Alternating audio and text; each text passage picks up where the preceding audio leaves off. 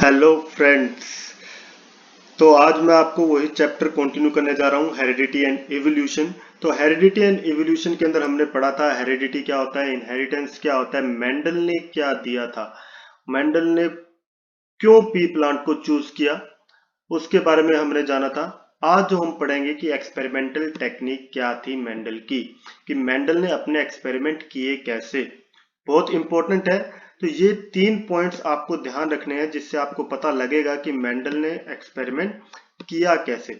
सबसे पहले है selection of pure parent plant. Pure parent plant से क्या मतलब है, या फिर ये प्योर लाइन से क्या मतलब है। इसका मतलब क्या है कि एक जनरेशन से जब दूसरे जनरेशन में जाएंगे तो सेम करेक्टर ही अपीयर होगा।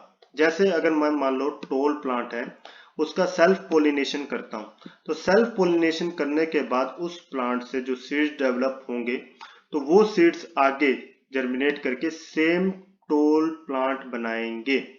क्लियर कर रहे हो बात? समझो कि जब एक प्लांट को सेल्फ पोलिनेट करवाते हैं और सेम ही कैरेक्टर्स अपीयर होते हैं तो उसको बोलते हैं प्योर पेरेंट प्लांट। तो इसी तरीके से मेंडल ने क्या किया था, प्योर प्लांट्स हमेशा यूज किए थे अपने एक्सपेरिमेंट के लिए। तो जब भी वो पेरेंट्स को यूज करता था वो प्योर होते थे, मतलब उसको जितनी मर्जी बार सेल्फ पोलिनेट करवाओगे सेम कैरेक्टर ही हर जनरेशन के अंदर अपीयर होंगे। टोल प्लांट है तो हर जनरेशन के अंदर टोल प्लांट ही जनरेट होगा, अगर ड्वार्फ प्लांट है तो हर जनरेशन के अंदर वो ड्वार्फ प्लांट ही बनाएगा। तो मेंडल ने अपने एक्सपेरिमेंट्स के लिए हमेशा प्योर पेरेंट प्लांट लिए थे, जिसको प्योर लाइन्स भी बोल सकते हैं। सेकंड टेक्निक उसने क्या यूज की थी, hybridization of pure plants. Pure plant जो उसने यहाँ पे सिलेक्ट किए थे उनके बीच में उसने क्या करवाया, क्रॉस पोलिनेशन करवाया, हाइब्रिडाइजेशन करवाया। तो जैसे मान लो ये एक प्योर टोल प्लांट था, ये दूसरा ड्वार्फ प्लांट है, इन दोनों के बीच में उसने क्या करवाया, क्रॉस पोलिनेशन करवाया। तो क्रॉस पोलिनेशन करवाने के लिए आप देखोगे यहाँ पे ये टोल प्लांट है, इसके अंदर जो जीनोटाइप है कैपिटल टी, और इसके जो गैमेट्स है वो क्या बनेंगे, कैपिटल टी, सेम तरह के गैमेट्स बनेंगे। इसी तरह ड्वार्फ प्लांट के अंदर जो गैमेट्स बनेंगे स्मॉल टी वाले ही गैमेट्स बनेंगे। अब इन दोनों के बीच में जब फ्यूजन करवाएंगे क्रॉस पोलिनेशन के जरिए तो उससे कैसा प्लांट बनेगा, एक हाइब्रिड टोल प्लांट मिलेगा। हाइब्रिड टोल प्लांट का मतलब क्या है, इसके अंदर हाइब्रिड करेक्टर है, टोलनेस और डुआर्फनेस दोनों का करेक्टर, क्योंकि एक कैपिटल टी यहां से आया, स्मॉल टी यहां से आया। ठीक है ना। हाइब्रिड का मतलब कभी भी ये नहीं है कि वो इंटरमीडिएट कंडीशन में है, इंटरमीडिएट कंडीशन में नहीं है। प्लांट का जो फिनोटाइप होगा वो क्या होगा, टोल ही होगा। फिनोटाइप का मतलब क्या होता है वो भी मैं आपको बता देता हूँ। फिनोटाइप का मतलब होता है जो बाहर एक्सप्रेशन आ रहा है प्लांट का, कि वो कौन सा कैरेक्टर बाहर शो कर रहा है, एक्सप्रेस हो रहा है, उसको बोलते हैं फिनोटाइप। और जीनोटाइप का मतलब क्या होता है कि उसका जेनेटिक मेकअप कैसा है, उसके अंदर जीन्स कैसे हैं, वो क्या है, जीनोटाइप। क्लियर। तो तो जब इन दोनों के बीच में क्रॉस पोलिनेट करवाएंगे तो इसके बाद कौन सी जनरेशन बन जाएगी, ये इसको बोला F1 जनरेशन, या फिर फर्स्ट फीलियल जनरेशन। तो ये फर्स्ट फीलियल जनरेशन आएगी जब इनको हाइब्रिडाइज करवाएंगे प्योर प्लांट्स को जो चूज किए थे। अब जो ये चूजन प्योर प्लांट के बीच में जब हाइब्रिडाइज करवाएंगे, जो उससे प्लांट्स मिले उनको वो क्या करवाता था, सेल्फ पोलिनेट करवाता था, जिससे F2 जनरेशन मिलती थी, जिसको सेकंड फीलियल जनरेशन भी बोलते हैं। तो ये एक जनरल प्रोसेस था जिसको मेंडल फॉलो करता था। इसको समझेंगे मोनो हाइब्रिड क्रॉस के जरिए कि क्या कैसे एक्सप्लेन किया है मेंडल ने अपने एक्सपेरिमेंट्स को। तो ये जो टेक्निक है वो और भी अच्छे से क्लियर हो जाएगी जब आप उसको मोनो हाइब्रिड क्रॉस देखोगे। तो ये है मेंडल का मोनो हाइब्रिड क्रॉस। तो इस मोनो हाइब्रिड क्रॉस के अंदर समझो कि मोनो मोनो मतलब एक, इसका मतलब क्या है कि एक ही करेक्टर को एक टाइम पे स्टडी कर रहे हैं। तो मोनो मतलब एक, एक ही करेक्टर को स्टडी कर रहे हैं और प्लांट के अंदर क्रॉस करवा रहे हैं। तो अब यहाँ पे देखोगे कि मेंडल का जो मोनो हाइब्रिड क्रॉस था उसने किस तरीके से करवाया। तो जिस तरीके से मैंने यहाँ पे आपको मेंशन किया हुआ है, फिनोटाइप, जीनोटाइप, गैमेट, ये सब आपको मेंशन करने हैं। यूजली बच्चे क्या होते हैं, भूल जाते हैं ये चीजें यहाँ मेंशन करना।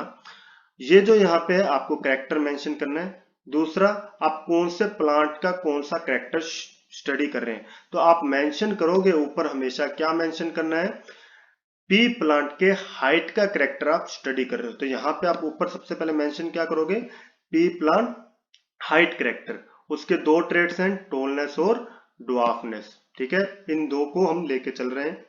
तो फिनोटाइप क्या होगा, एक प्लांट हमने टोल लिया है, दूसरा ड्वार्फ। ड्वार्फ मतलब बोना छोटा प्लांट। क्लियर। उनका जो जीनोटाइप है, अब इसको हम शो कर रहे हैं कैपिटल टी से, और छोटे वाले को हम स्मॉल टी से शो कर रहे हैं। अब जो इसके गैमेट्स हैं वो क्या बन रहे हैं यहाँ पे, देखो एक ही तरह के गैमेट बनेंगे क्योंकि दोनों के दोनों सेम है, तो कैपिटल टी। क्लियर। और यहाँ पे ड्वार्फ प्लांट के स्मॉल टी। अब इन दोनों के बीच में क्या होगा, फ्यूजन होगा। इन दोनों को बीच में फ्यूजन कैसे करवा रहे हैं, क्रॉस पोलिनेशन के जरिए। ठीक है ना। तो सबसे पहला मेंडल के टेक्निक में क्या था कि सबसे पहले प्योर प्लांट लेना है, तो हमने यहाँ पे प्योर प्लांट लिए। उसके बाद उनके बीच में हाइब्रिडाइजेशन करवानी है, तो हमने यहाँ हाइब्रिडाइजेशन करवा दी। जिसके बाद हमारे पास जो प्लांट मिला वो कैसा है, टोल प्लांट। देखो बाहर से ऑब्जर्व करके आपको उसका जेनेटिक मेकअप का पता नहीं लगेगा कि उसके अंदर क्या चीज है, तो फिर मेंडल को कैसे पता लगा कि उसके अंदर ये जीनोटाइप क्या है। तो उसी फाइंडिंग को पता लगाने के लिए कि एक्चुअल में ये जो प्लांट है ये टोल क्यों आया, जबकि उसने क्रॉस तो टोल को ड्वार्फ के साथ करवाया था, उसका पता लगाने के लिए उसने क्या किया, इस टोल प्लांट की क्या कर दी, सेल्फिंग। सेल्फिंग मतलब सेल्फ पोलिनेशन। तो सेल्फ पोलिनेशन करेंगे तो इसका मतलब क्या है, टोल प्लांट का क्रॉस इसी प्लांट के साथ ही हुआ है। तो यहाँ पे जो फिनोटाइप हमने लिखा कौन सा, tall plant with tall plant. ठीक है, सेल्फिंग कर रहे हैं यहाँ पे। अब इसका जीनोटाइप, ठीक है, अभी हमें पता है, पर एक्चुअल में मेंडल को तो उस टाइम नहीं पता था, तो उसने डायरेक्टली क्रॉस करवाया था। तब उसने क्रॉस करवाया था, उसको पता लगा कि कुछ प्लांट्स ऐसे आ रहे हैं जो ड्वार्फ हैं, सारे के सारे टोल नहीं आए। तब उसने बोला कि कहीं ना कहीं ये ड्वार्फनेस वाला जो कैरेक्टर है वो छुप गया था इस F1 जनरेशन के अंदर, और इसीलिए उसने दिया अपना पहला law, law of paired factor, जिसके अंदर उसने बोला कि जितने भी फैक्टर्स होते हैं वो पेयर में होते हैं। फैक्टर क्या है यहाँ पे, जीन। जीन उस टाइम पे डिस्कवर नहीं हुए थे और ना ही ये टर्म आया था, तो मेंडल ने क्या बोला, जीन के लिए एक नया वर्ड यूज किया, फैक्टर। ठीक है, तो ये फैक्टर जो होते हैं पेयर के अंदर होते हैं, इसी बेस पे मेंडल ने बोला। अब दूसरा लॉ उसने दिया कि एक फैक्टर तो अपने आप को एक्सप्रेस कर रहा है, कैपिटल टी वाला, और स्मॉल टी वाला अपने आप को एक्सप्रेस नहीं कर पा रहा है ना। तो कैपिटल टी अपने आप को एक्सप्रेस कर रहा है, तो इसका मतलब ये क्या है, डोमिनेंट एलील। और ये जो छोटे वाला अपने आप को एक्सप्रेस नहीं कर पा रहा है, तो ये क्या है, रिसेसिव एलील। तो इस पेयर के अंदर कैपिटल टी स्मॉल टी, है ना, इसके अंदर क्या है, ये कैपिटल टी वाला क्या है, डोमिनेंट, मतलब टोलनेस का करेक्टर डोमिनेंट है, और स्मॉल टी मतलब ड्वार्फनेस का जो करेक्टर है वो रिसेसिव है। तो मतलब क्या है, ये टोल वाला करेक्टर दूसरे वाले एलील के प्रेजेंस में भी अपना एक्सप्रेशन देगा, पर ड्वार्फ वाला जो है दूसरे वाले के एब्सेंस में ही अपना एक्सप्रेशन दे पाएगा। मतलब जब डोमिनेंट जीन ये प्रेजेंट नहीं होगा तभी अपना एक्सप्रेशन ये दे पाएगा। जैसे यहाँ पे स्मॉल टी था, वो ड्वार्फ प्लांट बन गया था, छोटा प्लांट। तो इसी को क्या बोलते हैं, लॉ ऑफ डोमिनेंस। समझ में आया। लॉ ऑफ पेयर्ड फैक्टर मतलब फैक्टर जितने भी होंगे वो कैसे में होंगे, पेयर में। देखो हम पेयर के अंदर लेके चल रहे हैं। लॉ ऑफ डोमिनेंस क्या बोल रहा है कि जो पेयर्ड फैक्टर है उसके अंदर हो सकता है एक जो है डोमिनेंट हो, दूसरा रिसेसिव हो। डोमिनेंट वाला अपने आप को एक्सप्रेस करता है, रिसेसिव वाला डोमिनेंट के प्रेजेंस में अपने आप को एक्सप्रेस नहीं कर पाता। वो कब एक्सप्रेस करेगा, जब डोमिनेंट वाला एब्सेंट होगा। तो जब ये कैपिटल टी एब्सेंट होगा मतलब स्मॉल टी कंडीशन होगी, उसी फॉर्म में ये अपने आप का जो ड्वार्फ वाला कैरेक्टर है वो शो कर पाएगा। क्लियर। तो अभी देखते हैं कि ये क्रॉस जो है हुआ कैसे है। तो यहाँ पे देखोगे जब सेल्फिंग की टोल प्लांट के साथ, तो यहाँ देखोगे कंडीशन क्या है, कैपिटल टी स्मॉल टी। तो जो गैमेट्स बनेंगे, एक कैपिटल टी वाला और दूसरा स्मॉल टी वाला, क्योंकि जब सेल डिवीजन होगा आगे जो गैमेट फॉर्म होंगे, तो ये जो पेयर्ड फैक्टर है ये सेपरेट हो जाएंगे।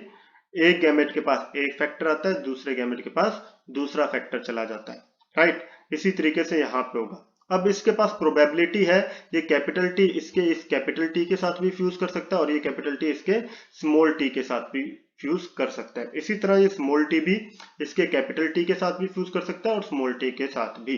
तो यहाँ पे हमने सबसे पहले कंडीशन ली, मान लो ये जो कैपिटल टी है इसने इस कैपिटल टी के साथ फ्यूज किया। तो अगर ये दोनों फ्यूज करते हैं तो यहाँ पे कंडीशन क्या आएगी, कैपिटल टी कैपिटल टी। अब दोनों कैपिटल टी है, इसका मतलब प्लांट कैसा होगा, टोल। दूसरी हमने कंडीशन ले ली कि ये कैपिटल टी है जो स्मॉल टी के साथ फ्यूज कर रहा है, तो यहाँ पे कैपिटल टी स्मॉल टी, ये कंडीशन हो गई। तो यहाँ पे तो एक ये कैपिटल टी प्रेजेंट है, मतलब डोमिनेंट एलील प्रेजेंट है, तो ये कैसा आएगा, टोल प्लांट फॉर्म होगा। क्लियर।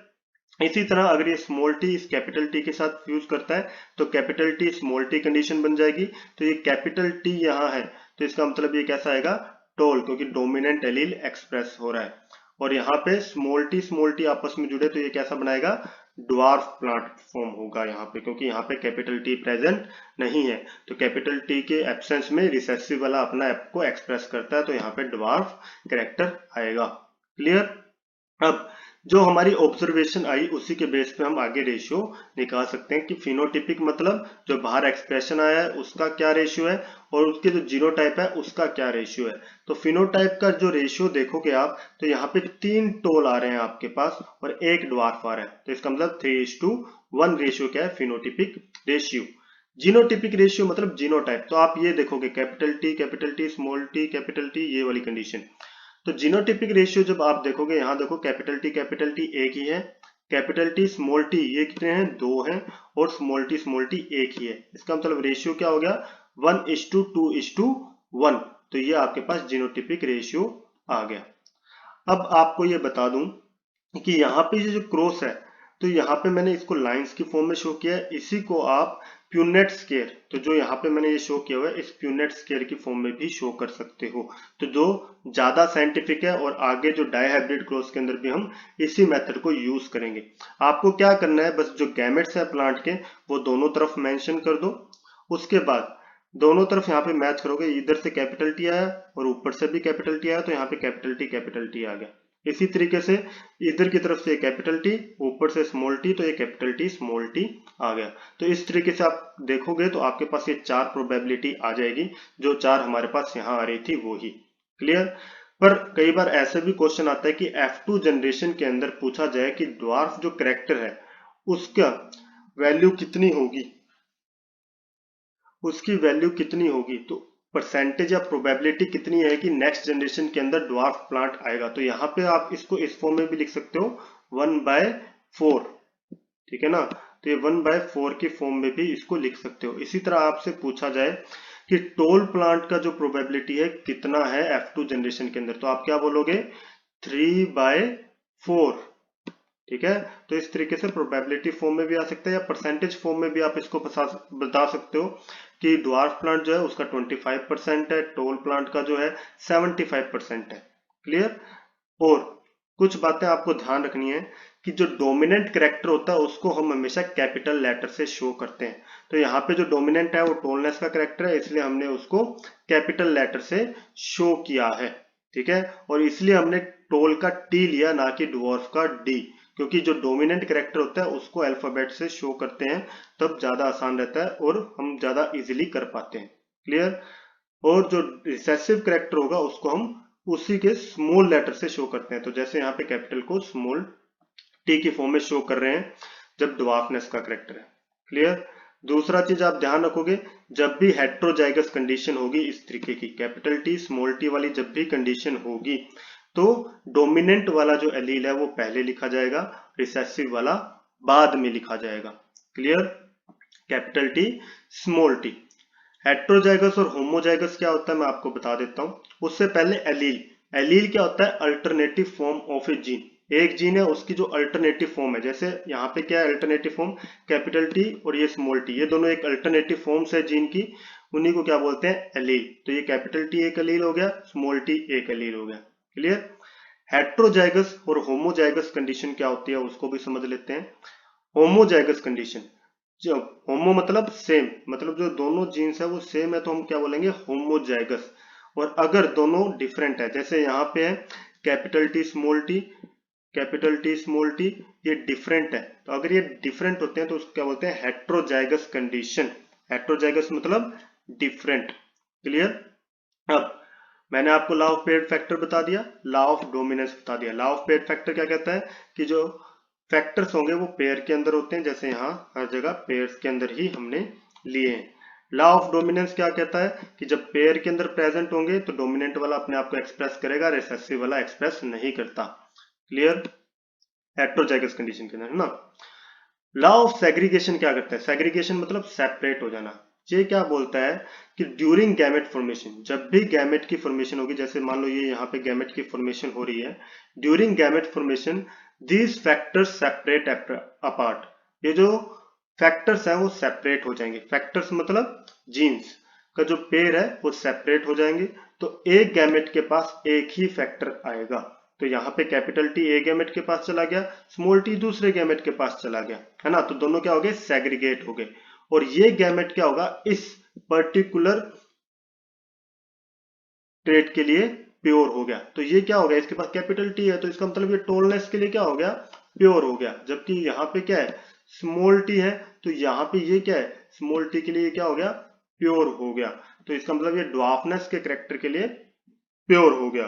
तो इसका मतलब जब सेग्रीगेशन होता है, एक गैमेट के पास एक ही पेयर का जीन आता है और वो गैमेट उसके लिए प्योर हो जाता है, उसको क्या बोलते हैं? Law of segregation. और इसी का दूसरा नाम है law of purity of gamete. Law of purity of gamete भी आपको क्या बताता है? कि ये गैमेट प्योर है उस पर्टिकुलर ट्रेट या कैरेक्टर के लिए। क्लियर? तो ये तीन लॉ आपके मोनोहाइब्रिड ग्रोथ से आगे, law of paired factor, law of dominance, law of segregation. बहुत ध्यान से इसको समझना है। अगर आपको अभी भी कोई प्रॉब्लम आ रही है तो आप मेरे को कमेंट बॉक्स में लिख सकते हो कि किस तरीके से ये है, ठीक है। और इसको अच्छे से समझो कि क्या कैसे फॉर्म हो रहा है और कैसे चल रहा है। तो आपने रिप्रोडक्शन वाले चैप्टर से अगर आप आओगे तो वहां पे हमने पढ़ा था सेल्फ पोलिनेशन, क्रॉस पोलिनेशन। तो वो चीज अगर आप क्लियर करोगे तो आप ये प्रोसेस बहुत इजीली समझ पाओगे। और क्योंकि रिप्रोडक्शन वाले चैप्टर में हमने गैमेट्स का प्रोडक्शन कैसे होता है वो भी वहां पे स्टडी किया हुआ है, तो वो सारा जो बेस है वो यहाँ पे काम आएगा कि किस तरीके से ये चल रहा है। क्लियर? मेरे ख्याल से आपको मोनोहाइब्रिड क्रॉस क्लियर है। अभी जो हम नेक्स्ट जो पढ़ेंगे, डाई हाइब्रिड क्रॉस किस तरीके से होता है और उसके ऊपर लॉ ऑफ इंडिपेंडेंट असॉर्टमेंट कैसे प्रूव हुआ, तो वो नेक्स्ट टॉपिक जो है हम नेक्स्ट वीडियो के अंदर पढ़ेंगे। मेरे ख्याल से ये आपके लिए काफी था आज के लिए। Thank you, have a nice day.